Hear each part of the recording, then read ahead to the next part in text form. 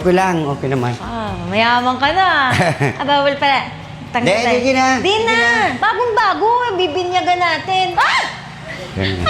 Ano yan? Dahil, nandang ng mga ano ko, mga kapatid ko. Ang cute nyo naman. Tingnan mo, may patarpaling si tatay. Wow, ang lawak sa loob. Dito. Ganda. Ayaw mo may second floor? Namiss ko yung tawa ni tatay. Tay, makikiihi mo na ako. Ay na. Grabe. Pinto mo dito wala? Wala. Ito, pinto. Ay, ang daray, may gate pala. Ibinyagan natin yung CR. Ihilang. Namiss kita, tatay! May asawa ka na? Wala pa? Jowan! Wala rin. Busy ka lang dito? Oo, busy lang. Okay yan, maganda yan. Tour mo na kami. Ito, kwarto. Wow.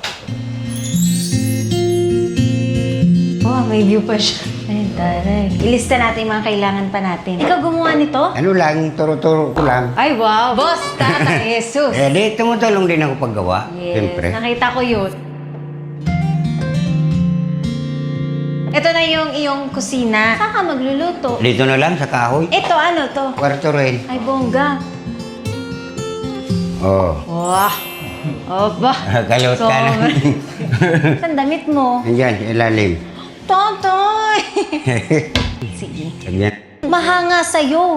Dito kapon. Opo, dito po yung natulog. Inuwi lang namin kanina. Masaya mama mo, tay. Masaya rin siya. Paborito niya yun kunin po yung mga malunggay. Yung tanin mo yung tatay.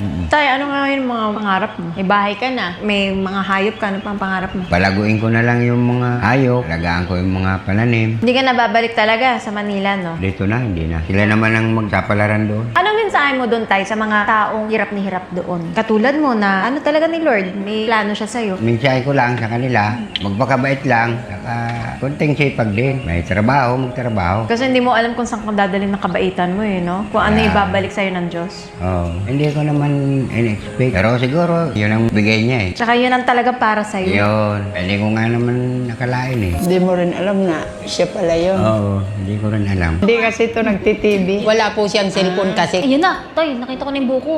Dami mong mga pari dito, ah. Hindi, mga pamangkin ko yan. Yung isa anak ko po. Ay, may mangga. Ay, bet ko yan. Thank you. Ay! Gusto ko to, tay. Bagay na bagay talaga dito kay tatay mag-asawa kasi napaka-asikaso eh. Ate tayo, tay. Hindi lang, marami yan eh. Walang chicks to. Hindi ko hanapan. Gusto daw niya magkaanak eh na marami. Siya, kung gusto niya. Ang sarap, ang fresh. Tayo, saan ka pinaglihi? Sa mais.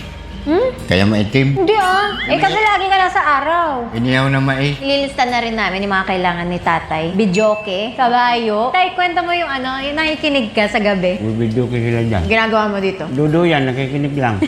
Sound trip si tatay. Tapos, bisikleta, tay. Yan, dito. Baka hindi ka marunong. Hindi, marunong din. Yung e-bike na lang para pag-iigib ko ng tubig. Paano yung kabayo mo? Saan mo sasakyan? Pag medyo malayo-layo na yung biyahe, kabayo na. Ito may paparada. Hindi pwede yun. Masisita pwede. ka ng pulis. Hindi naman sinisita yan. Pwede. Ganito rin kami ng mga kapatid ko. Ganyan na ganyan kami. Hindi pwede yun. Hindi, dito lang, malapit-lapit lang. Bilhin na lang ako maliit na kabayo pony. Ganyan lang o dwarf. So yan. At least yun, kahit malaglag ka, okay ka. Uy, ang tamis oh. Niinom ka pa, tay. Hindi na. Nakita kita last week, lasing ka. Paminsan-minsan lang pag may pera.